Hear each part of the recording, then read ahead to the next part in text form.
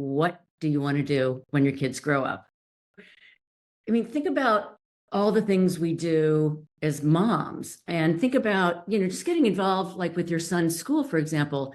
Those are leadership roles. And oftentimes we're involved with nonprofits. And so we don't, I think often we have a tendency, and I'll raise my hand because I did this as well. You sort of blow off all these amazing things that you're doing while you're home with the kids, the leadership roles, the roles in nonprofits. I was on, boards of nonprofits, and all that, all those things are viable and marketable. And think about how much you are learning as a woman, as a human being, right? Doing those roles while you're also home with the kids.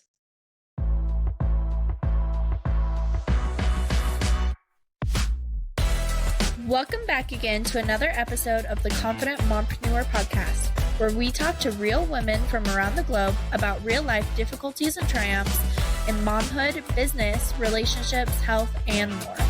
I'm your host, Kyrie, ready to give you real actionable advice to help you become the best, most confident version of you in all areas of your life. Let's get into it.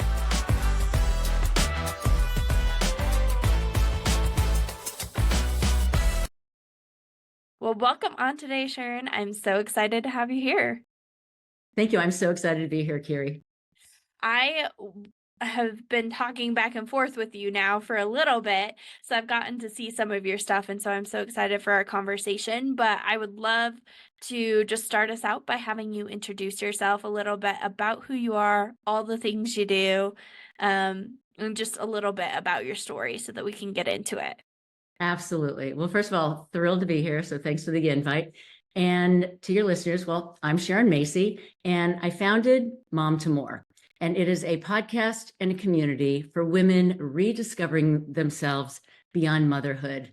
It is a platform for transformation and empowerment and personal growth, really tapping into that universal quest for purpose and fulfillment beyond traditional roles. My podcast and the platform empower moms to go from dreaming about their next chapter to actually doing it, creating their more, and taking actionable steps to do that. And, it's interesting, Kyrie, we teach our kids that from adversity comes growth. And so I challenge moms to turn that wisdom that you've imparted on your children onto yourself. And oftentimes being scared to do something results in great growth. And that's really, the beginning of how a mom can really start to think about, what am I going to do the next 20, 30, 40 years of my life? What is that going to look like? And I really help moms unpack and answer that question. What do you want to do when your kids grow up? I love that so much. I love the way that you just phrased that. Because I always think about that question as like, what do I want to be when I'm a grown up? But like, what do we do when our kids are grown up? Because I do feel like a lot of moms really struggle if they've been, confined to that motherhood role, and then they become empty nesters, and it's like, what do I even do with myself now? I have no idea who I am. I have no idea what this is going to look like for me. So I love that you do that. I was reading through your bio sheet a little bit earlier, and it said like you obviously had a pretty fulfilling career before you even got into motherhood. How did you decide to leave that and become a full-time mom? It's always a fraught decision, I think, when any couple, really has that heart-to-heart conversation. So my background is advertising and marketing. And I think all along I was sort of preparing myself, to do the mom role. My mom was a stay-at-home mom. My husband's mom was a stay-at-home mom. And luckily I was, in my career, I'm a writer. I was a writer in advertising, still am. But I was able to go freelance. And so that allowed me that flexibility, to have clients on the side. And so when we decided to have kids, it was really, something we had talked about. And my husband was really, just a far more significant breadwinner than I was going to be. And so that made a lot of sense. And I was able to keep several of my clients until probably after I had our second child, which was our daughter. We have a boy and two girls. And after that, I realized, wow, I'm overpowered by the kids. I'm outnumbered. And I said to I had one remaining client at that point after our daughter, and I'm like, I love you, but I can't do this anymore. So that was really the transition, to stay-at-home mom. But I will point out that as a mom, you're never home really, unless the kids are really, really small. And I know we can probably get into that later, but you're just, we're always doing things. And there's really never that moment of, oh, just home with the kids, which I think is so antiquated anyway, that phrase. Yeah. Yeah, I love that. Well, and I think it's kind of fun that you had that freedom like in the beginning to be able to do those things. And I think even now, even more so now than probably when you were beginning to have kids, we have a lot more freedom in the careers that we can go into, a lot of work from home jobs now. I mean, my full-time 9 to 5 job is a work from home position, and it makes it so nice to be able to like bring my kid to the bus stop in the morning and go pick him up from the bus stop in the afternoon, and we spend the afternoons together, while I'm still technically working. Like, there's so much freedom in that now, but like also you get to a point where you're like, oh my gosh, this is a lot to handle, because being a mom is a full-time job in and of itself. Yeah. Yeah, it really is. But the fact that you have made that work, right? You are there for your son, and you also have a business on the side. And I think when I was a stay-at-home mom for almost 20 years, and that it didn't really exist, back when my kids were much younger. Our son is 29, our oldest is 29. And it was either you're a working out of the home mom, or you are a working in the home mom as a stay-at-home mom. And there was really, not a whole lot in between. There was definitely some freelance, which I tried here and there, and friends, given my background, friends who were working would often call me and say, you need to help me. I need an idea. I need a concept. I need a headline. So I was able to, keep my fingers in it that way. I love that. That's so fun that like you were still able to at least get a little bit in there. Um, I feel like a lot of the stay-at-home moms that I have, been around in my life, really struggle with, like you said, finding things to do outside of their, role of motherhood, or even within their role of motherhood, so that they don't feel like confined to the walls of their house. And I love that you talked about like, as even as a stay-at-home mom, like you shouldn't be in your house 24/7, because I feel like that's when we really run into like a lot of mental health issues with depression and those types of things too. Right. And then I think you also have to remember, think about all the things we do as moms, and think about, just getting involved, like with your son's school, for example. Those are leadership roles. And oftentimes we're involved with nonprofits. And so I think often we have a tendency, and I'll raise my hand because I did this as well. You sort of blow off all these amazing things that you're doing while you're home with the kids, the leadership roles, the roles in nonprofits. I was on boards of nonprofits, and all those things are viable and marketable, and think about how much you are learning as a woman, as a human being, right? Doing those roles while you're also home with the kids. I love that so much. I think those are super important things. Like, you know, being a stay-at-home mom allows you to get to choose like what roles you take, and like you get to be more involved in the community, and think of like the good impression you're giving your kids when you're stepping out, you're volunteering, you're, getting involved in their school. Kids that have those parents that are involved in things like that do so well because they've seen that, in their mothers, which is amazing. Yes, and that's a really good point that you just made. The kids love knowing that you're the real mom, or that you baked cookies for a bake sale, or whatever it is, that you're doing in your child's school, in your child's classroom. That's so valuable just for that bonding between you and your child. And it also sets an example that they see that you are doing something for them. They know that when they become parents, they're going to want to do that as well. My mom was a great role model in that regard. She was my brownie leader. She was the PTO, head of the PTO when I was a kid. So I learned from a real master of someone who was so, involved with us, my sisters and myself. So I think it's a really wonderful example that you're sharing with your kids. And you're also setting an example. You mentioned nonprofit work. That was really important to my husband and I. And it's also something that our kids did at their school. It was part of their curriculum. And so we really jumped into that and became very, we became really a great part of this one local charity. And not only did my husband and I give our times there, but all of our kids did. And it became projects for them. And it was something that to this day, they still have those connections at this nonprofit because of what they did when they were teenagers. That is so awesome. I love that. And just like instilling that, really important value of service in them that they're then going to carry on to the next generation. Like you said, Mhm. like you got it from your mom, and now they'll be able to say that they got it from their mom too, which is so cool. And it's a beautiful lesson that we are teaching our kids to, no matter where you are in life, you can always give back. And there's a nonprofit that I'm involved with here, and they feed at-risk kids who are food. They're insufficient on the weekends. And so some of these children are now coming back to that nonprofit saying, we want to give back, which is really extraordinary when you think about it, how much you're paying it forward.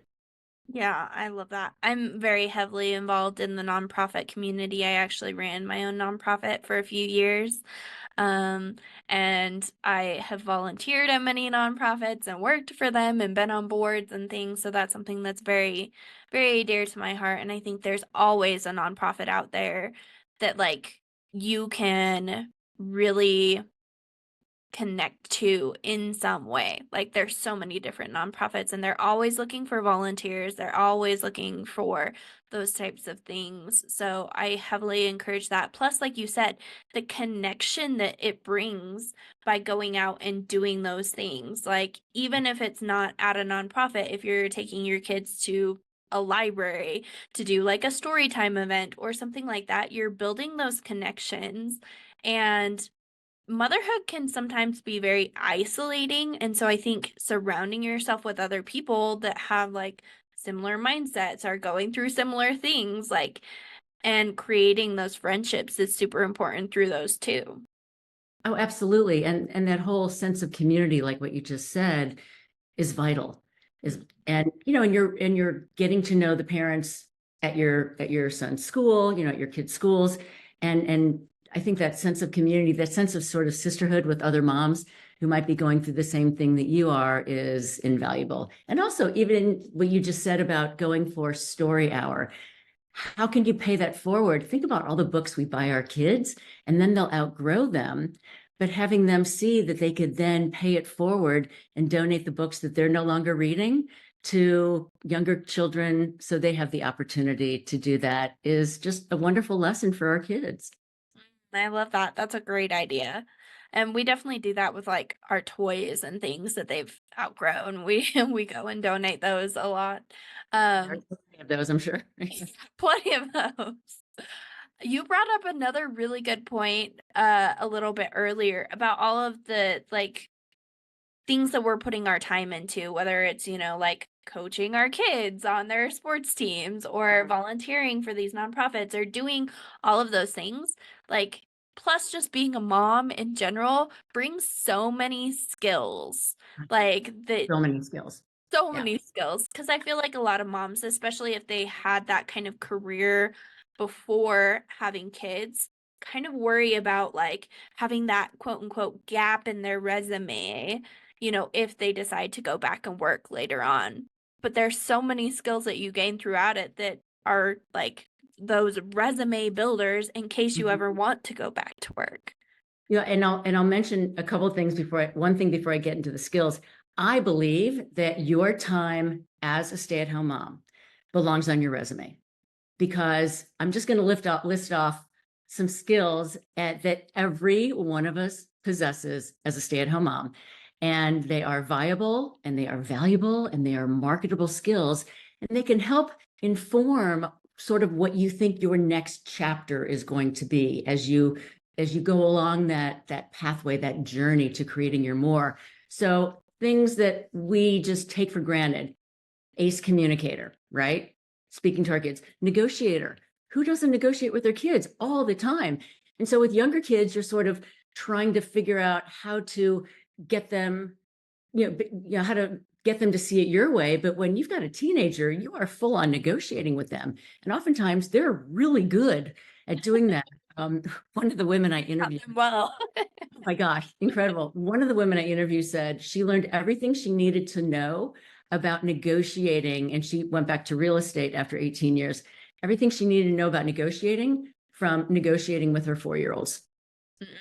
Which I thought was so spot on. You are a nutritionist. You are an event and a party planner. I like to call women like us a closer, because we know how to get shit done. That's the bottom line.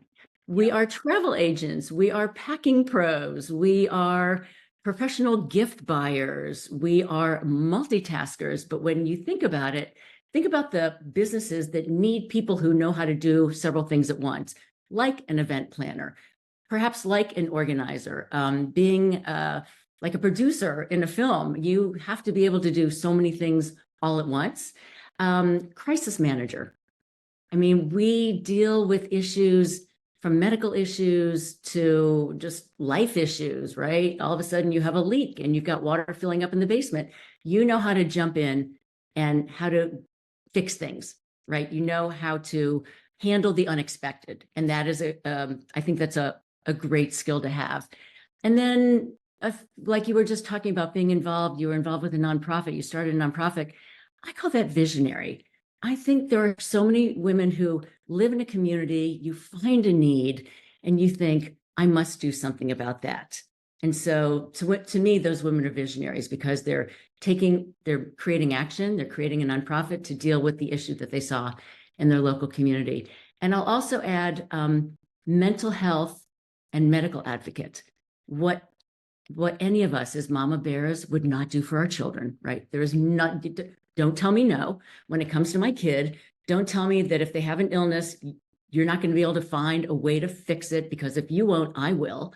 And so we're mama bears about that. And this mental health advocacy, this medical advocacy, which I used when my kids were younger, I'm using it now with my elderly parents and dealing with all these issues with Medicare and denials. And it's been a bit of a maze. That's a whole other story. But we take that skill and it goes on.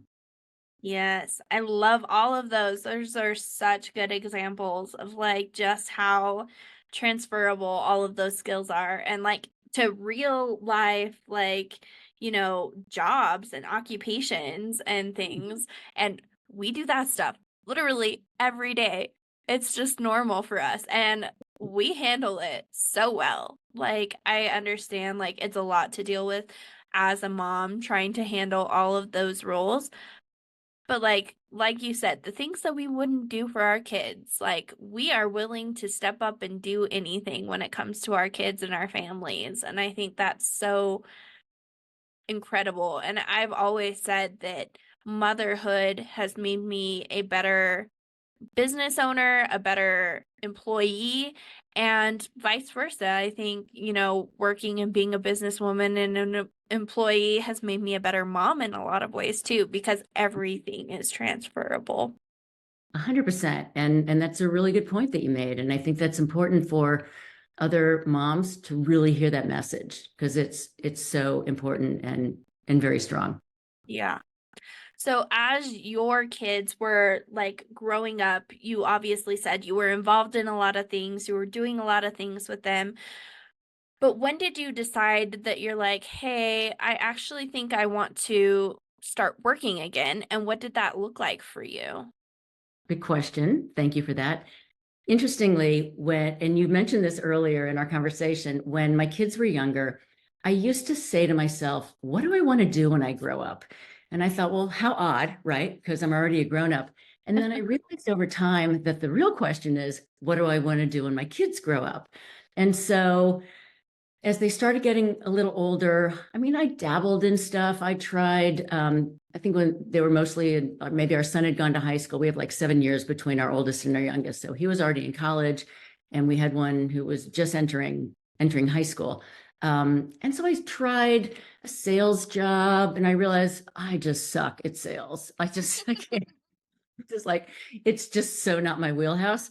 And so I really missed my writing. I really missed advertising. And during the pandemic, because we all had time, I actually went back to school and I did an executive education course in digital marketing strategies at Kellogg, out of Chicago. Everything was online. So that was a whole other ramp up of knowledge. Learning curve. Oh my God, being the self-avowed tech boob that I am.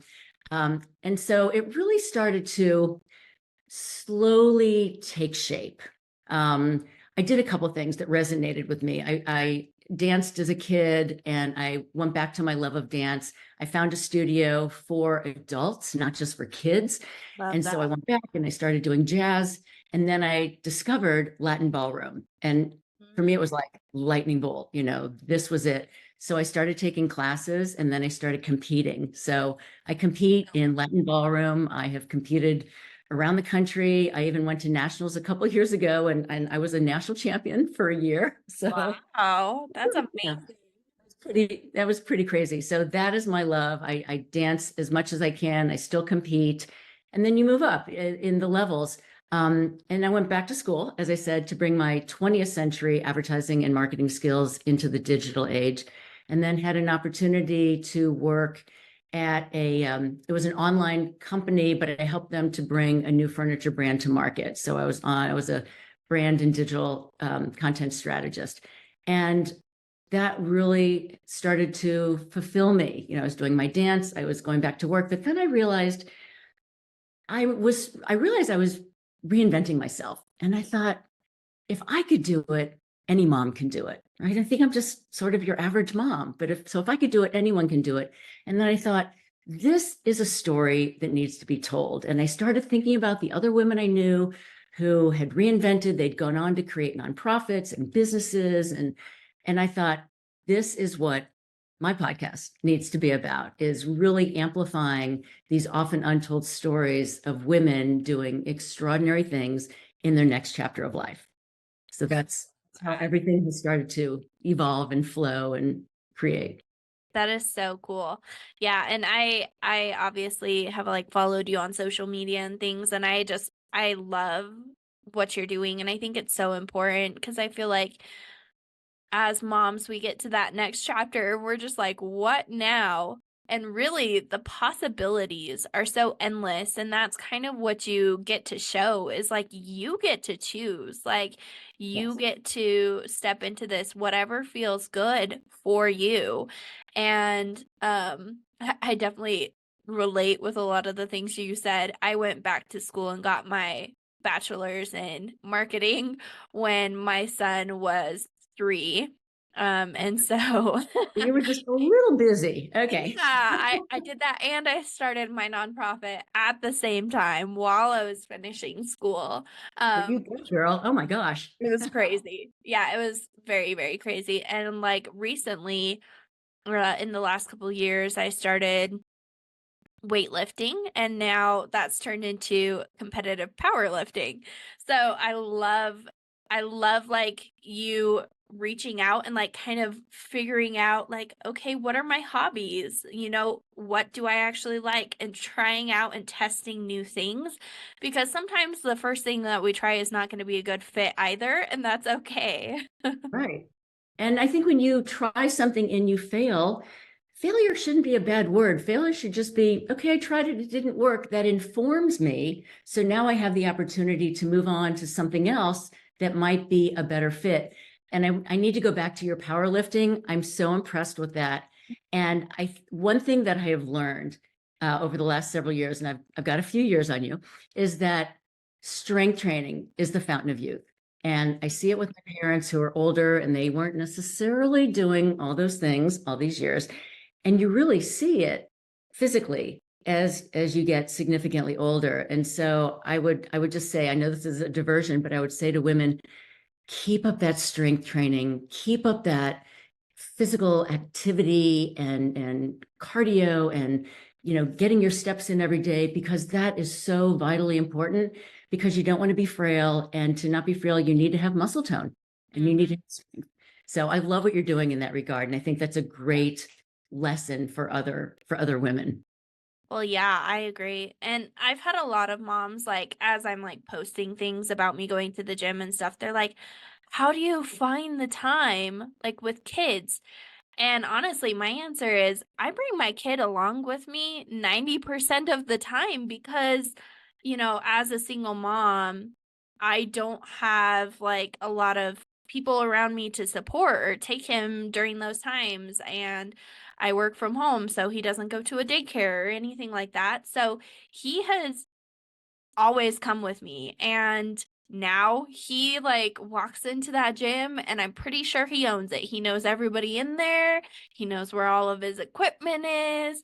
And he is 6.5 and he already knows that that is important to have and is already comfortable in that environment because I've been bringing him into it for a long time. And of course, it wasn't easy when we started. There was a lot of like, no, this is mom time. You need to go over there and find something to do.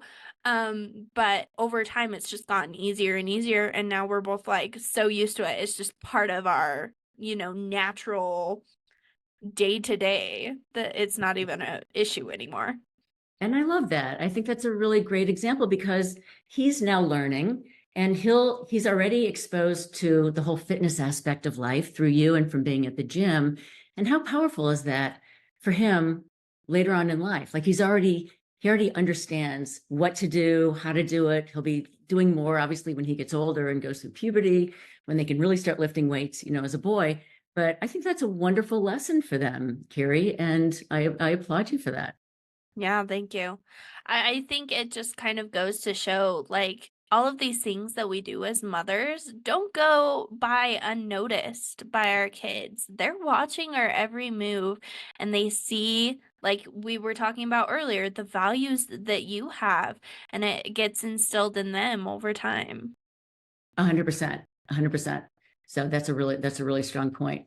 And I also think, as you were talking about before, with moms trying to figure out like, where do I go? And my advice to that would be, start within. Mhm. Start asking yourself, it's I think taking a career pause is a real time of introspection for a lot of women. You have that time to go, okay, what really floats my boat? And one thing that I have found is a lot of moms are very entrepreneurial. I look at what you're doing, look at what I'm doing, because sometimes you realize, depending on what you did before, it could be hard to go back to that industry. It could be hard to go back to finance if you took 10 years off. And Mhm. so I'm finding a lot of women are going full on entrepreneur, and they're creating some incredible things, from cookie companies, media companies, jewelry companies, wedding photographers.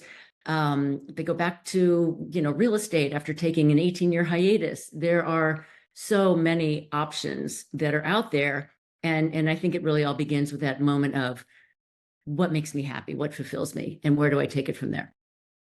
Absolutely. I think that's such a great point. Like we have to look in within, and oftentimes as moms we come across problems and see problems that maybe other people in the world don't see.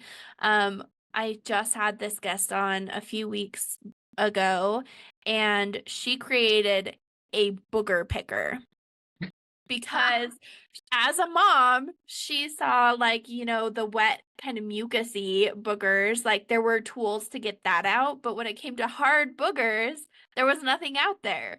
And she was like, I needed something. So I made it for myself. And now she has like over 50 patents. She has a like $500,000 sales for this booger picker. And I'm like, Oh my that is God. so hilarious that like as a mom, you were like, I see this problem in my baby. I'm going to try and figure out how to fix it because as a mom, that's what we do. We just try and fix the problem. And then she ended up creating this entire company out of it. So funny. So there you go. A mom who had a need. She realized that there was something she needed, and she was a visionary, and she just went with it.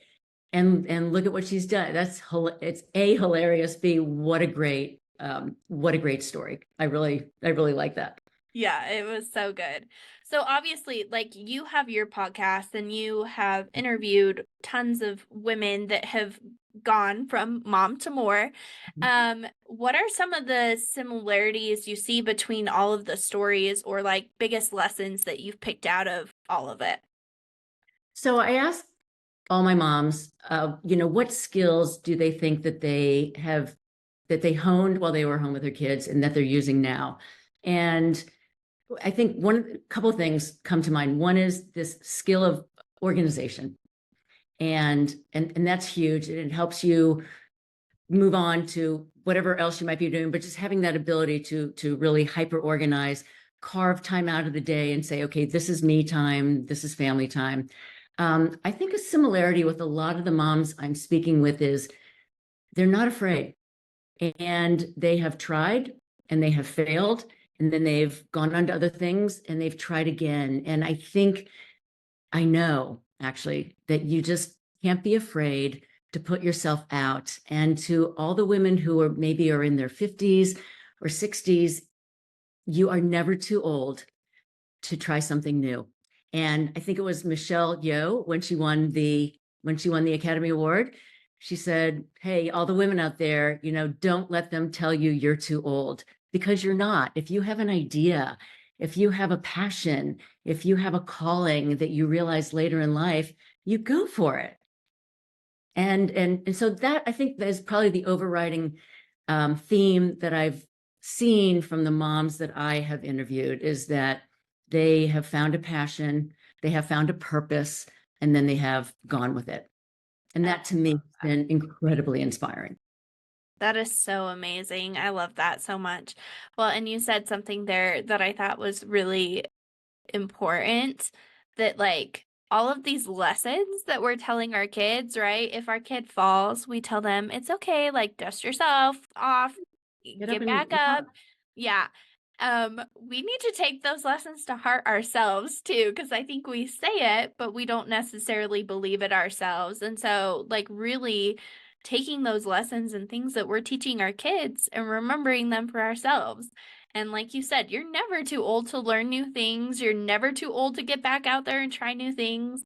I was reading this thing the other day that said like most entrepreneurs like hit success when they're like 49. Most millionaires don't hit a million until they're like 55, and most billionaires don't hit it until they're 65. So like we always have more time. Yes, we have more time, and we want to make the most of that time, and we want to be fulfilled in whatever that looks like personally. So whether it's starting a nonprofit or starting a media company, or there's so many ways to figure out what you love to do. I had one mom in particular. Her name is Joan. She was one of the moms who went right back to work, and then 9/11 happened, and she's like, "What am I doing? I want to be with my girls who were middle school at that point and elementary school." And she took a beading class with one of her daughters and realized she's this sort of artsy girl, and then she started making jewelry. She took it way further. So I suggest people listen to Joan's episode if they want to learn all about it. But not only did she create this extraordinary jewelry company, but she created a philanthropic model that didn't even exist before. And so there's so many wonderful ideas that are waiting to be born, businesses that are waiting to be born, and we have it in us. We just have to look inside, not be afraid, sort of take a breath, take that next step, and just go, right? Take that jump, take that leap. I love that so much. And I also think it's important to like live in the moments that you're in. Like as a mother and a stay-at-home mom, like enjoy that time, be with your kids. Like they're only young ones. And I think once you get older, you realize like just how precious those moments were. 100%. And that reminds me of a friend I had years ago who they had two kids and she worked full time. And years later, she said to me, I wish I had spent more time with the kids. And her kids were older than mine. But I knew that I was going to be home with the kids. And it's so important, Carrie. It's such a beautiful statement that it goes when you're in it, it is slow like mud, right? Yeah. But all of a sudden you look back and I remember the day our son was born, my father said to me, tomorrow he'll be in kindergarten. And he was right. When you're going through it, it's really slow. And then all of a sudden you look back, boom, they're in kindergarten, boom, they're graduating high school, boom, they're graduating college. And it just goes so fast. And be there and soak it all in. And also be aware of everything that you are doing. And I'd say make notes of that, right? Notice what you are doing. Notice the positions that you have that maybe you're just blowing off. Notice that you're, the head of the parent organization or the PTA, whatever it may be where you live, and value what you are doing for yourself and for others, because it's so vitally important as we continue on, pivot and reinvent as life goes on. I love that so much. And I love the word reinvent because that's what it's all about is getting to have that freedom to reinvent ourselves and find our new, truest self. And that's so fun that we get that opportunity. We do. And you're a great example to your son. And your kids look at it, like my kids look at what I'm doing now, and they're really proud of me. They're like, you go, mom, and that is to get that validation from them when I was around maybe in their eyes a little too much sometimes, but for them to come to me and say, hey mom, we're really proud of the work that you're doing now is just extraordinarily fulfilling. It really just fills me up. I love that so much. So, to kind of start wrapping things up here, to a mom that's maybe listening to this, that's right in the middle of motherhood, but knows that at some point, they're going to want to maybe step into that more, whatever that looks like for them. What tips, tricks, tools do you have for them? I would say, really great question. Thank you for that. I would say you start slow and you start with these moments of introspection and go back to the things that you loved to do when you were younger.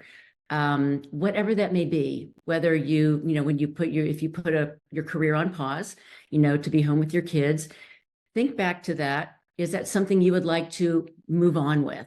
So take this moment of introspection. You have that time. If the kids are getting older, and you want to start dabbling in other things because you have that time, again, it all starts from within. What do you love to do? Do you want to work at a nonprofit? Do you like fundraising? I learned that when I was at my kids' school, I was on the development team as a parent volunteer. I helped raise over $3 million for the school that my parents were in, that my kids were in over the course of many years. And found something that I could do that I never thought I could do. Like I never thought I could ask somebody for $100, but I learned how to do it. And so really looking within and then looking at your community and taking those slow baby steps and trying things. And if you fail, so what? Or if it doesn't turn out the way you thought it was going to, so what?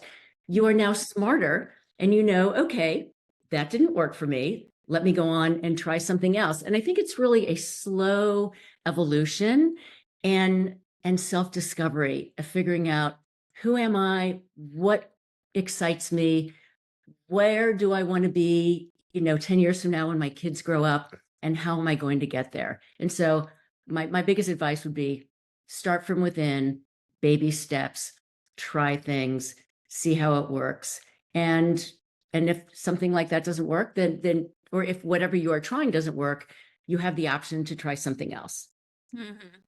I love that. So many good things. I think those are things that no matter where you're at, we should be paying attention to is, just like getting to know ourselves on a deep level. Cause I always talk about that that's where real true confidence comes from, not 100%. just that outer version of confidence, but really real true inner confidence just comes from knowing yourself, understanding yourself, giving yourself grace, being willing to fail and learn up, all of those things. So And I think that failing was so good. forward, like what you just said, Yep. right? Failing forward. And also there's a little fake it till you make it. If you have a vision of something you want to do, and you know, moms are the best at saying, "Oh, I'm not ready." And I say, forget that, girls. You are ready. You just have to do it. hmm I'm pretty sure we all said that as we were like in labor at the hospital. I'm not ready for this, but then we just got thrown into motherhood anyway. And look at us. We dealt with it. We did it. It's the same for anything else. If we can handle that, we can handle anything. We can do anything. If we can have kids and raise kids to, be the next gen of humans, we can do anything.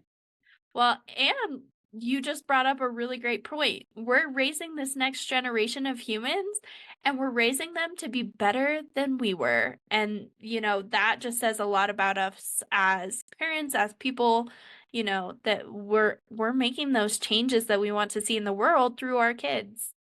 100%. Yeah, that's a really good point. And our kids are better for it. Absolutely. Well, this has been such a great conversation. Where can we find you? What all do you have going on? When are the podcasts released? All of the things. Thank you for that. Well, first of all, this has been so much fun, and I'm so grateful for the time that we were able to spend together. As Mom to More, you can find me online at momore.com. You can find me on Instagram at Mom to More, TikTok at Mom to More, Facebook at Mom to More, and All the places. all the places at Mom to More. And the podcast right now is coming out every 3 weeks, trying to bring it up to 2, not quite there yet. So we release every 3 weeks on a Monday. And I invite people to follow along, go to my website. You can join the email list. You will get a freebie, like my free little Mom to More guide, which talks about all the things you are doing right now as a stay-at-home mom and where these skills could take you later in life. So just invite people to join me and reach out to me. I answer all my DMs and comments. So I'd love to hear from you. Perfect. Well, thank you again so much. Thank you. This has been wonderful. Thanks for your time. Hey guys, thanks for coming to this week's episode of The Confident Mompreneur. If you loved today's episode, let us know, share to your stories and tag us, send to your friends, give us a rating, all of the things, and make sure to check out our guests and follow them on all of the links that we listed above. If you're looking for me, you can always find me at The Confident Mompreneur, and you can also check it out www.theconfidentpost.com for a blog relating to today's episode. I am so happy you're here, and I hope to see you again next week.